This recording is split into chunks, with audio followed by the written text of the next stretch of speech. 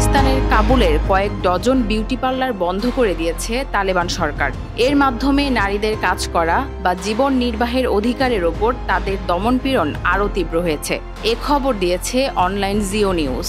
জানা গেছে, কয়েকজন নারী বিউটিশিয়ান অভিযোগ করেছেন তালেবান সরকারের তরফে তাদের বাড়ি তল্লাশি চালানো হয়েছে। এছাড়া পার্লারের সরঞ্জাম জব্দ করা হয়েছে এবং পরিবারের সদস্যদের কাছ থেকে এই বিষয়ে লিখিত অঙ্গীকার নেওয়া হয়েছে যে তারা আর এই কাজ করবে না। কিছু বিউটিশিয়ান অভিযোগ করেছেন অভিযানের সময় তাদের মোবাইলও তল্লাশি করা হয়েছে। গত বছর জুলাইয়ে বিউটি পার্লার বন্ধের নির্দেশ দেয় তালেবান সরকার। এরপর থেকে ঘরোয়াভাবে বিউটি পার্লারগুলো পরিচালনা করছিলেন নারী বিউটিশিয়ানরা। এক নারী বিউটিশিয়ান জানিয়েছেন, তাদের কিছু সহকর্মী সতর্ক করে বলেছেন তালেবান কর্মকর্তারা প্রত্যেক বাড়িতে খোঁজ নিচ্ছে। তারা পার্লারের সরঞ্জাম নিয়ে গেছে এবং তাদেরকে হুমকি দেওয়া হয়েছে যদি তারা কাজ চালিয়ে যায় তাহলে তাদেরকেও গ্রেপ্তার করা হবে। তিনি আরও বলেন, তালেবান এজেন্টরা শুধু তাদের সরঞ্জাম বাজেয়াপ্তই করেনি, বরং তাদের পুরুষ আত্মীয়দের কাছ থেকে লিখিত স্বাক্ষরও নিয়েছেন।